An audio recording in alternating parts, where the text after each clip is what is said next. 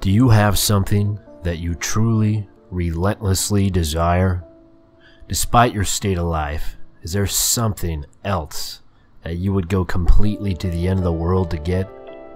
Well, lucky for you, there's a way to achieve what you're looking for, and you won't need to go to the end of the world to get it, but you will need to go somewhere, and that place may be too far out of reach for some. It's not far away, closer than one may believe, but there are requirements that some individuals may not meet. First, whatever it is you seek, know that you must seriously desire what you want. In your eyes, it should be something you need. If you begin the journey without the correct state of mind, you will surely fail, as it will be near impossible to turn back once the journey starts. The second requirement is that you will need a vehicle of sorts. Most use a car as it's the most comfortable choice. There have been a select few that have used small motorized vehicles, such as an ATV or motorcycle, but this has proven to be quite difficult, as the conditions of the journey can prove to be too bothersome. Do not use a vehicle too large or noticeable, as you will need some of the cover of night to be most safe. Also, while any sort of car will do, you may not want to choose the most expensive or cherished vehicle. You can take your slick new black Mercedes for a drive if you'd like, but don't expect it to come out in pristine condition. Make sure your vehicle is completely fueled before beginning the drive. The first task to accomplish is to locate the road. It doesn't have a name. It's not on a map, and technically, it doesn't even exist. It will only show up if you're looking for it at the right time, and you will only spot it if you know what to look for. Finally, you must be alone during this journey. You didn't think you'd be able to go with a group, did you? It must be night when you begin. Choose the time of the night where you believe the roads are least populated. Drive to any area that is just a stretch of road surrounded by woods. Here's where you want to start paying close attention. If you're looking for the road, it will turn up eventually, but you need to search for the road's hint in order to pull down the right one.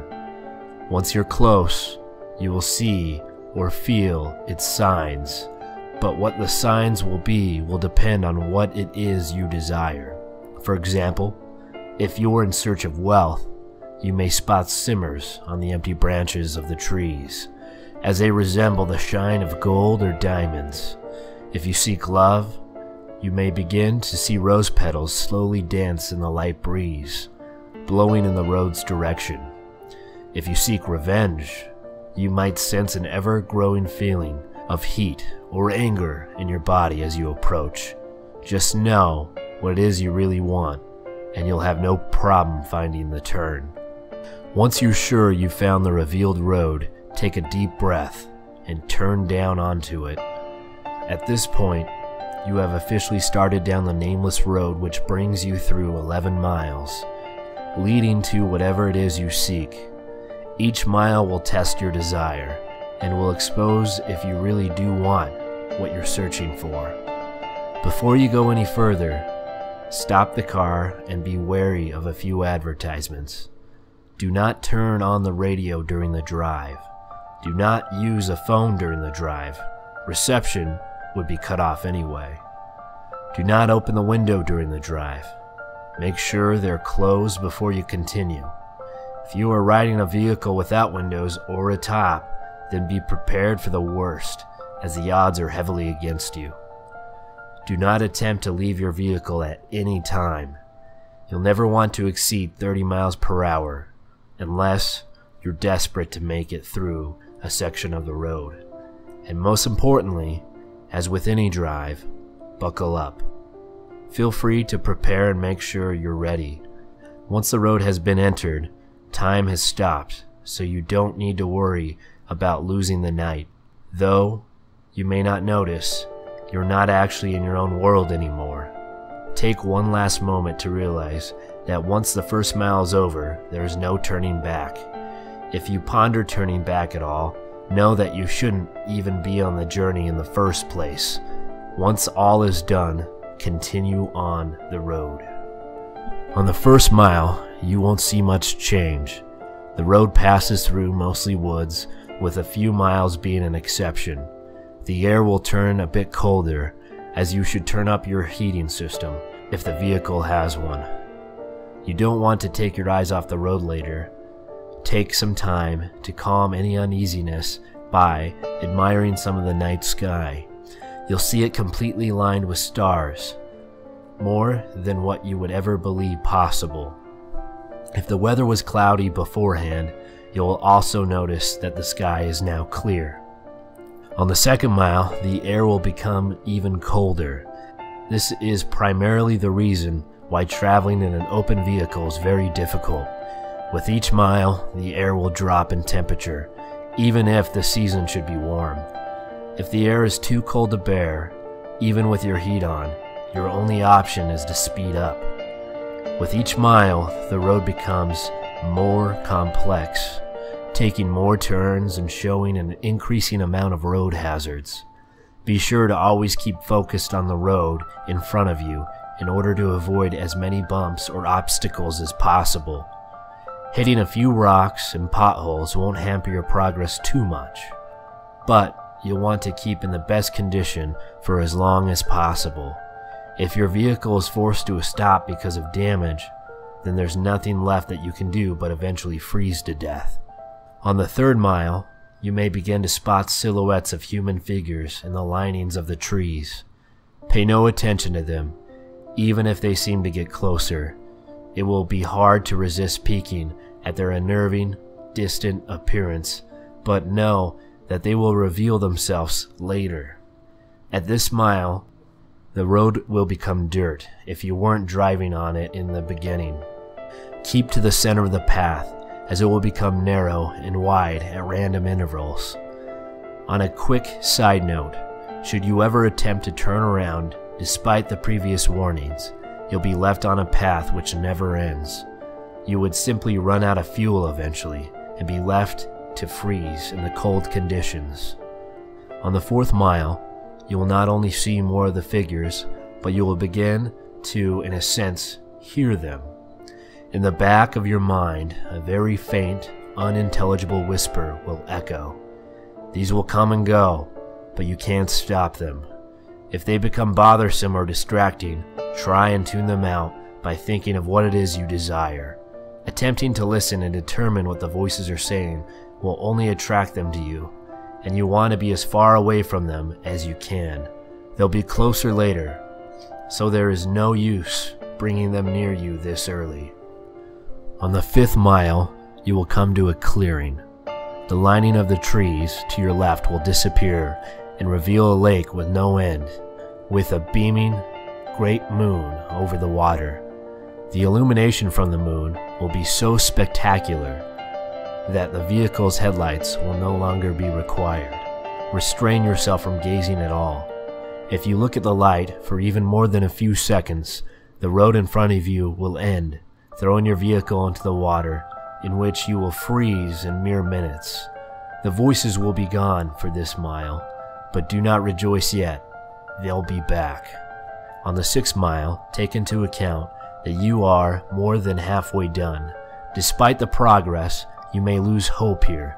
The stars have disappeared at this point, leaving the sky empty, black abyss. The clearing will have ended, leading you back into the woods. The only light you will have will be provided by your vehicle's headlights, but they will flicker from time to time, even if you are sure they are in perfect working order. If you have a radio in the vehicle, it will turn on here automatically. If you didn't turn it off beforehand, it will produce an overwhelming screech that will send you off the path. A calm voice will then begin to speak about your greatest fears, what it is you are horrified of in your life. It will spark in a way that will cause you to visualize the words in your mind, so don't listen to it. If you begin to comprehend what it's saying, the horrors will prove too much for you to stay on the road safely. Attempting to turn off the radio will prove no use. Speed up if you need to. Just keep your mind off the voice as much as you can. As you approach the end of the mile, the voice will fade out of those speakers, leaving your ears at peace for now. On the 7th mile, the voices from the figures will return. It won't sound like a whisper this time, but more like distant screams, growing closer with each second. At some point on this mile, you'll hear one of them in your ear, as if one of them were right behind you. This is because one of the figures have found their way into your vehicle. Do not turn around. Their faces will shock you into paralysis, leading you off the road. If you don't draw attention to it, it will become uninterested and hopefully leave. These beings are said to be the ones who have traveled down this road before, but were not successful. They live the remainder of their existence suffering in the darkness, with their only goal being to bring other travelers down with them. It has been said from experience that these beings can't physically harm you, so as long as they don't cause you to wreck, you should be fine. On the 8th mile, slow down if you're going too fast. The roads here take very sharp turns, which, if overshot, will throw your vehicle into a pit through the trees. The cold is near fatal here. If you were to have a glass bottle of liquid in your vehicle, it would be solid in seconds. The heating system will have become completely obsolete. Your headlights will flicker more, sometimes shutting off for a few seconds. You should brake if this happens, but do not completely stop. The figures will be following you at this point, and should you stop for too long, they will surround and trap your vehicle. More of their screams can be heard from outside your doors, sometimes even sounding of maniacal laughter. Their hands will claw at your windows, desperate to reach in and feel something living. Do not look at them. They won't block your windshield, and the last thing that you want to happen is to crash and be trapped with them. If you don't make it from here, pray that it is the freezing that ends you. On the 9th mile, your vehicle will stall. The headlights will shut off, as with all other systems inside. There is nothing you can do to prevent this. What you will need to do is close your eyes and immediately attempt to restart your vehicle. Keep your eyes closed, as the figures would have surely surrounded you at this point. The starting of the vehicle will frighten them, and they will all back up temporarily. This will give you a chance to start moving forward again. If you begin to hear the windows crack from their struggle, don't lose focus. The beings can alter the vehicle, but remember that they still do not have the strength to physically affect you. You will hear nothing but their voices rampage in your mind, as there could be anywhere between a dozen or 100 after you now. Once you start the vehicle, floor it. Floor it so long as you can stay on the path. When the mile's done, the beings will retreat. On the 10th mile, the voices of the beings will stop. If you were to look in your rear view mirror, do not actually do this. You will see them following you, but not as if they were chasing you. They're watching you, as if they were seeing you off. As you go down the 10th mile, the road will become smoother, as if you were back on the 1st mile. The figures will be the lining of the trees of the path ahead of you. They won't be after you, but they will watch you as you pass. Some have theorized that the beings are impressed here, that you have come a long way on the journey to what you desire. This is false. They are not impressed, but they are happy. They are happy because you are most likely going to your death. On the 11th mile and final mile, everything in your vehicle will lose power. As it did on the 9th mile, the vehicle would normally be immobile, but you will still be moving. An unknown force will be pulling you forward in the darkness. You will see a glowing red light up ahead, as if it were a light at the end of the tunnel. Close your eyes and cover them. Do whatever it takes to make sure you do not see what you are about to go through. Covering your ears would also be helpful, but keeping your eyes covered should be a higher priority. The red light is another clearing, but there's no moon or lake this time. Once it's entered, unrelenting and inconceivable noises will sound from all directions. No amount of bravery and conditioning will spare you from these sounds. The cold will turn to a merciless heat, burning all parts of the vehicle. You will feel the illusion of the flesh being burned off your bones, that every part of you is being destroyed as you travel through screams and audible suffering. As long as you keep your eyes closed and resist the urge to see where you are, you will survive through the suffering. This will last a total of 31 seconds, but many fail to keep their vision closed during that time and are left with the worst fate of the road. Where is this mile located? Those who have survived do not know. Some have named it the transmission from hell, but whether it's part of hell is debatable. After the final mile, power will return. Stop the vehicle. Take the moment to possibly regain some of your sanity. Let the screaming in your ears begin to fade, and know that you have nearly completed your journey with the hardest task overcome. Breathe, and begin to drive forward once again. After only a kilometer, your vehicle will arrive at a dead end. Stop here and do not attempt to move again. Nothing will happen right at the second, but do not be disappointed. Relax and close your eyes. Imagine in your mind what it is you desired the entire time. It will most likely still be the same as when you entered, but with some, this desire may actually change through making this journey. Think about what it was that you went through such terrifying and difficult means to acquire, and imagine possessing it in your hands. Once you have completely visualized this, slowly open your eyes. You will then find yourself at the beginning of the unnamed road, where you first began. This may confuse you, but know that you are finished. Your task is done. Your mind will then turn to your reward. If what you desired was material, check the back seat or in the trunk if the object is larger.